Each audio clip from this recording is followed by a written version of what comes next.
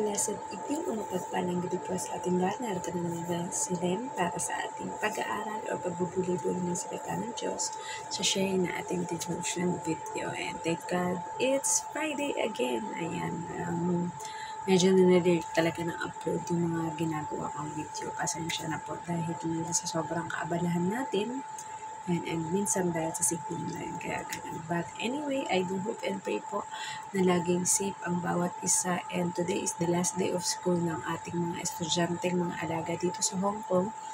Dahil ang karamihan ay mga nagsipag-uwi na o nagsipagbakasyon na ang mga family ng kanilang mga amo or mismo ang ating mga kapwa OFW. So sa lahat po na uuwi sa Pilipinas at magbabakasyon, may the Lord God bless you and protect you and provide for everything that you will need sa inyong pagbabakasyon sa Pilipinas. So, ang iba ay babalik after New Year dahil medyo mahaba-haba yung kanilang bakasyon.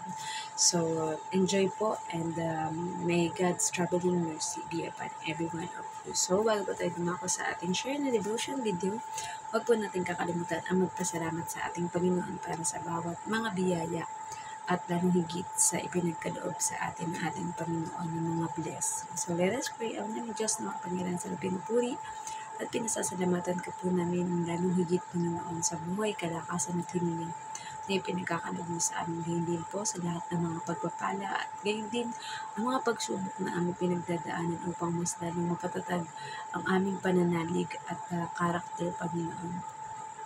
At gayon din po yan, salamat po sa promotion, provision, protection, at godly wisdom, Panginoon, na ipinagkakaloob mo sa aming Panginoon. Gayon din sa aming mga mahal sa buhay na nasa iba't ibang panig ng mundo. At ngayon, dadako na naman po kami muli para sa pag-aral ng inyong mga salita. Panginoon, pray, Lord God, for your divine wisdom to pour out upon every one of us, Panginoon, and let your light shine upon us. May we grow more into Christ-likeness, Panginoon, and as a preparation para sa muling pagparito ng Panginoong Hesus upang kunin ang mga tumanggap sa Kanya bilang Diyos at tagapagligtas at namuhay ayon sa inyong kalooban, Panginoon.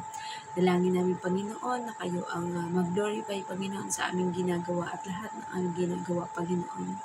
Sinasabi, kinikilos o sinasalita, Panginoon. Dahil tunay na lahat ng glory at lahat ng papuri ay para sa inyo lamang. Kami po ay hayaan lamang ninyo na maging instrumento at tuntungan ng inyong kaluwalhatian, Panginoon. At alam po namin na ang aming ginagawang ito, Panginoon, ay hindi mawawalang kabuluhan. Habang buhay din po kami, nagpapasalamat ng walang hanggan sa Panginoong Hesus dahil sa pag-alay niya ng kanyang buhay para sa katubusan ng kasalanan namin, Panginoon. At gayon din ang Holy Spirit o banal na Espiritu, siyang magkukonvict sa amin kung ang aming ginagawa ay sang-ayon sa inyong kalooban, Panginoon, at hindi ang pansarili naming kagustuhan lamang, Panginoon. Kayo po ang may kakayahan na magpabago sa bawat puso, isip, kaluluwa at espiritu ng bawat isa, Panginoon, for them to be eager, Panginoon, na mas makilala kayo at magkaroon ng matibay na relationship sa inyo, Panginoon. At dalangin namin mula sa pagsisimula hanggang pagtatapos ng aming devotion na ito, Panginoon, ay ikaw ang mapapapurihan at maitataas sa lahat na makakanood, makakabasa, at nonood, Panginoon, ay kayo po, Panginoon, ang hihipo sa kanila, Panginoon. At hayaan niyo po na magrema o meron silang matutunan at mapulot na aral sa gagawin ito. This we pray in the name of our Lord Jesus Christ. Amen. Ayan. So, narito po tayo sa Lucas 23:26. Ito sinasabi, si Jesus ay ipinako sa krus. Si Jesus ay dinala ng mga kawal. Nasa lubong nila sa daan si Simon na taga-Sirin na noon ay galing sa bukid. Pinigil nila ito at ipinapasan dito ang krus habang pinapasunod kay Jesus. Message: mangyayari na dito ang pagpapako sa Panginoong Hesus dahil ang Panginoon ay dinala ng mga kawal at habang nasa daan ay may nakasalubong sila na si Simon na taga-Sirin na galing sa bukid. At ang ginawa ng mga kawal ay pinigil ito at pinapasan ang krus ng Panginoon na pinapasan. Application: bilang katuparan ng kalooban ng Diyos na mangyari, nagsimula na ang pagpapahirap sa Panginoong Hesus, kung saan matapos bugbugin ay pinabuhat o pinapasan dito ang krus kung saan siya ipapako. At marahil dahil sa sobrang sakit ng katawan, sa mga sugat at latay. Kaya nang may makita ang mga kawal ay pinatulong ito para buhatin ang krus ng Panginoon. So, purihin ang pagkabasa ng banal na salita ng ating Panginoon. Diba? So, yun na nga, dito na magsisimula. Actually, malapit na tayo sa last part ng Book of Luke. Ayan, pagkatapos dadako na tayo sa Luke, sa Book of Acts. Ayan, so may 24 pa naman. May page 24 pa, tapos meron pa tayong sinulat dun sa isa nating susulatin sa isa pa nating devotion journal or devotion book. Ayan, na pinigay para sa atin. Diba? So, dalawa yan. At get ready tayo para sa mga susunod nating susulatin. Ayan. So, yun na nga. Dahil alam naman natin ang ating Panginoong Yesus ay magdadanas na dito ng sobrang sakit dahil ipapako siya sa krus. But we know that after 3 days, He will rose up again from the dead. Diba? So, nangyari dito na merong nakasalubong ang mga kawal at ang ating Panginoong Yesus habang on the way to Golgotha kung saan siya ipapako ay may nakasalubong ang mga kawal na isang galing sa bukid na yun nga daw ay si Simon na taga Cyrene. At syempre alam naman natin na sobrang binugbog at talagang sigurado pasa-pasa, maraming sugat ang ating Panginoong Yesus. Kaya sa bawat paglakad niya, and I think nakapa ang ating Panginoong Yesus nun sa paglakad niya on the way to Golgotha ay maaaring nababagsak siya, or yung kumbaga parang at that moment medyo hindi niya kayang buhatin yung krus na pinapapasan sa kanya kung saan siya ipapako, di ba? Kaya nung may nakita mga kawal na pwedeng pigilin and tingin nila ay capable ito para buhatin ang krus ng ating Panginoong Yesus, ay pinatulong ito or pinabuhat muna dito ang krus na pinapasan ng ating Panginoong Yesus. So sabi nga, in our walk as a Christian, in Christian life, ay kailangan we take up our cross every day, di ba? Na iniisip kasi ng iba na, ay, once na born again Christian na ako, ang sarap na ng buhay ko, kumbaga wala na akong problema, wala na akong stress, di ba? Puro pagpapala na lang, blessings, kasayahan yung nangyayari sa atin, di ba? Pero kagaya sa illustration dito na once we choose to follow our Lord Jesus Christ, nandyan na maaaring magdanas ka pa rin ng mga paghihirap, diba? Kaya sabi nga, we take up our cross na dahil pagdadaanan talaga natin dahil nandito pa nga tayo sa fallen world. This is not the perfect place natin talaga. Our perfect place is really in the kingdom of our Lord in heaven, diba? Na kung saan doon, yun yung pinakamaganda at pinakamasarap na lugar na pwede mong maranasan dahil walang sakit, walang kahirapan, di ka magugutom, puro saya lang, di ba? Dahil pagpupuri sa ating Panginoon at pag-glorify sa Kanya. Kaya nga yung mga ginagawa natin dito sa mundo, yun yung preparation ng paghahanda natin kung saan tayo mapupunta after our life is over into this world, di ba? Kung ang ginagawa mo ba dito ay puro mga makamundong mga gawain, pang-distract ng sarili mo at pang-distract ng kapwa mo, ay asahan mo na kung saan ka posibleng mapunta, di ba? But if what you are doing is to honor, to glorify the Lord, and doing the Great Commission to go therefore and make disciple of all nations, at talagang seryoso ka at mas lalo ka pang nais na lumalim or mag-deepen yung relationship mo at faith mo kay God, is alam natin kung saan ka din mapupunta, which is it is in the kingdom of our Lord. Kasi yun yung pinaghahandaan mo, di ba?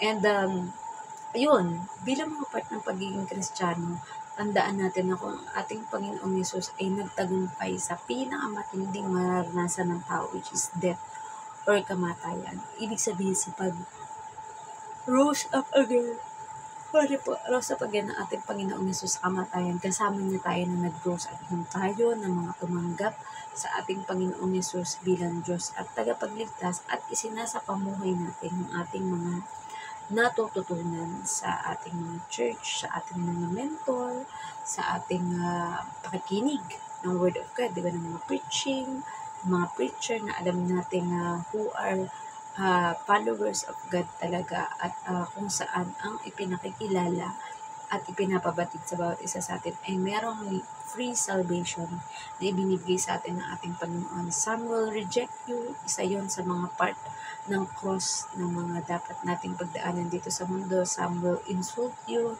some will belittle you, some will say any not so good words to you, like nababaliw ka na, or pakitang tao ka lang, or wala kang mararating sa buhay dahil sa ginagawa mo yan, di ba? But our eternal reward is walang kapantay sa kaharian ng ating Panginoong Diyos. Diba? Yung dito sa mundo, ang lahat ng bagay, kahit gaano ka man magsumikap, kahit gaano mo siya paghirapan, halos hindi ka na nagpapahinga para makamit mong yumaman, makamit mong maraming maging negosyo, makamit mong maging pinakamatataas sa mga paaralan or yung learning mo sa mga academics, ikaw yung maging pinakamataas. Pero lahat ng yan, hindi yan titignan ng ating Diyos once we are going to enter His kingdom, kundi kung nasa puso natin at nasa isip natin na naghahari ang ating Panginoong Yesus at kung tinanggap natin ang ating Panginoong Yesus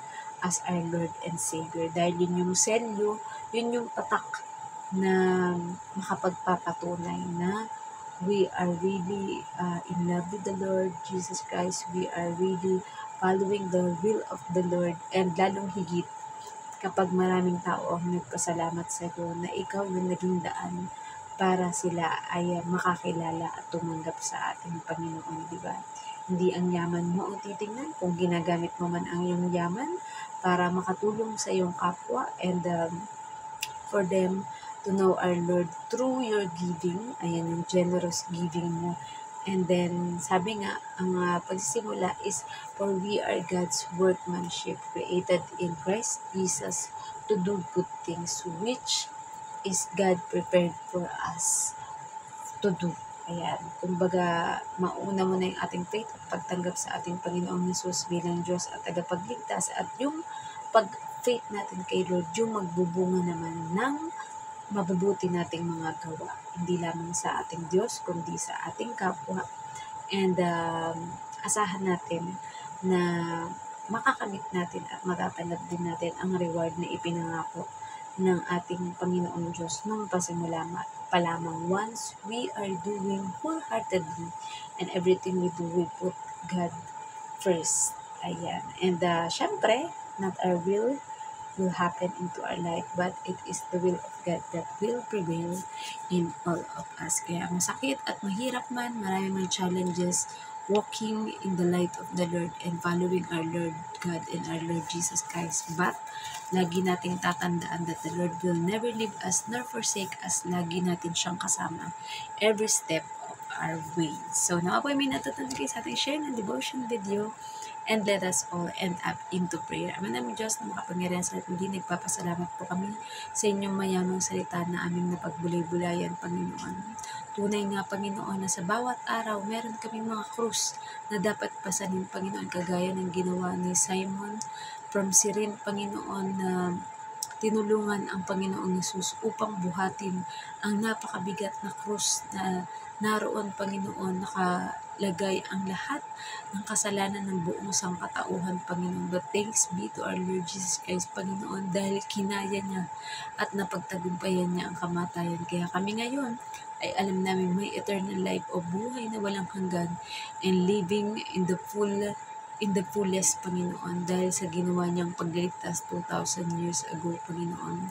Dalangin din po namin, Panginoon, sino man na may mga pinansyal na mga problema, Panginoon, sa trabaho, sa negosyo, o may mga nanloko man sa kanila, Panginoon, ay kayang-kaya niyo po itong i-restore, ibalik sa mga tao, Panginoon, sapagkat kayo ang Diyos na makapangyarihan sa lahat, Panginoon. Ganyan po, Panginoon, I pray, Lord God, para sa lahat na may mga sakit at karamdaman, Panginoon, kaya sa greatest sacrifice na ginawa ng Panginoong Yesus, ang lahat ng mga latay at sugat na kanyang nakamit, Panginoon, ay representasyon ng mga parusa na dapat naming tanggapin. Ngunit mas pinili ng Panginoon na siya na ang mahirapan, na siya na ang masaktan, alang-alang sa pag-ibig at pagmamahal niya sa aming lahat, Panginoon.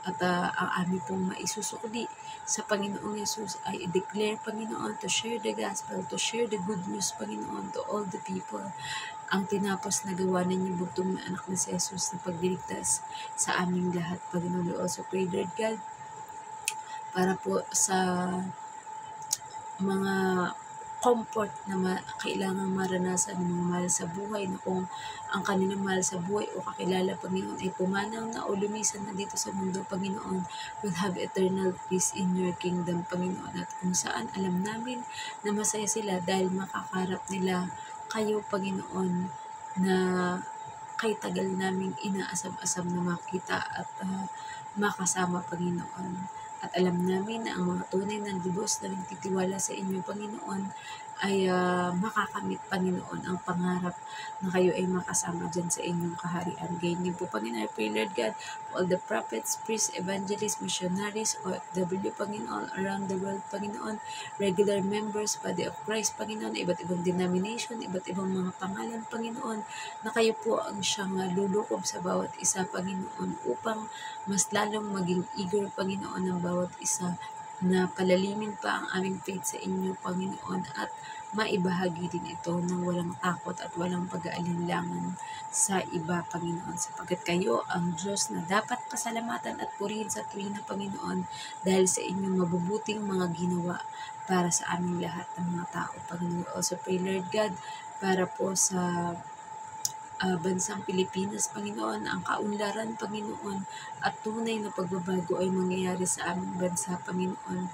If we will never quit on praying, Panginoon, if we will hold on together, Panginoon, sa pananalangin para sa nais naming maganap, Panginoon, sa buong mundo at sa buong Pilipinas, Panginoon, na kung saan ito ay mayaman sa lahat ng mga natural resources, Panginoon, at alam namin na pagyayabungin mo in the revelation, Panginoon, na paglilinis, Panginoon, sa aming bansa, Panginoon, ay para sa ikabubuti ng aming bansa, at makikita namin ang Pilipinas, Panginoon, that it is all corrupt-free, Panginoon, kung saan malayang nakakapagtrabaho at ng masaya, Panginoon, ang lahat, Panginoon, at nagagawa ang lahat ng bagay ayon sa inyong kalooban, na hindi makakapanakit, Panginoon, ng aming mga kapwa, at hindi rin makakapagdulot, Panginoon, ng hindi pagkakaunawaan sa bawat pamilya, Panginoon. I pray, Lord God, for your divine intervention, Panginoon, sa bawat isa, Panginoon, dahil alam namin, Panginoon, na ang lahat ng bagay ay tinakda ninyo, Panginoon, at kahit ano man ang gawin ng tao, Panginoon, kung ito ang will ninyo, Lord God, ay yun ang lubos at tunay na magaganap sa aming buhay, Panginoon. We also pray, Lord God, para sa bansa ito na Hong Kong, Panginoon, na nagiging dahilan upang kami ay merong masweldo, Panginoon. Salamat sa aming mga amo, patuloy na good health, long life, Panginoon, more blessings, Panginoon, sa kanilang school, sa kanilang work, Panginoon, sa office, Panginoon. Alam po namin na kayo ang siyang nagbibigay ng lahat ng mga pangangailangan namin, Panginoon. May we be a good caretaker, Panginoon, ng lahat ng inyong mga pinagkakaloob sa amin, Panginoon, at sa gayon, Panginoon, ito ay magdulot ng ligaya sa bawat pamilya o bawat mga makakasama namin, Panginoon. Kaya we pray, Lord God, para din po sa bansang Israel, Panginoon. Sabi niyo nga, sino man ang magpala sa Israel ay pagpapalain, Panginoon, na anuman ang balak, Panginoon, ng kaaway na girahin ang Israel, Panginoon, ay hindi sila magtatagumpay, Panginoon, sapagkat ito ay inyong iniingatan sa inyong mga kamay, Panginoon, and all are secure and safe in your presence, Lord God. At ano pa man po ang mga deepest na pangangailangan ng bawat tao sa buong mundo, Panginoon, lalong higit ang aming mga kakilala, Panginoon, ay kayo po ang may kakayahan na baguhin at isaayos, Panginoon, ang puso, isip at damdamin ng mga mananampalataya at lubos na nagtitiwala sa inyo, Panginoon. At ano pa man po, Panginoon, na nakalimutan namin idulog sa panalangin, ay kayo na po, Panginoon, ang nakakarinig ng mga bagay na ito, Panginoon, mula sa aming puso at sa aming isip. Help us, Panginoon, to discern which are the good, Panginoon, and which are the bad, Panginoon, para sa aming, Panginoon. At sa gayon, Panginoon, ay maisaayos kung ano man ang mga kailangang baguhin, Panginoon. Kaya dinadalangin po namin, Panginoon, ang lubos na pagpapala ninyo sa bawat isa sa amin at mararanasan namin ang magandang buhay habang narito pa lang po kami sa mundo, na parang kami ay nagpa-practice na kung ano ang mararanasan namin dyan sa inyong kaharian sa heaven. Muli, Pinabalik po namin lahat ng papuri at pasasalamat sa tayong pangalan ng bugtong na anak ng si Jesus. Amen. Good night po sa ating lahat and God bless. Bye-bye.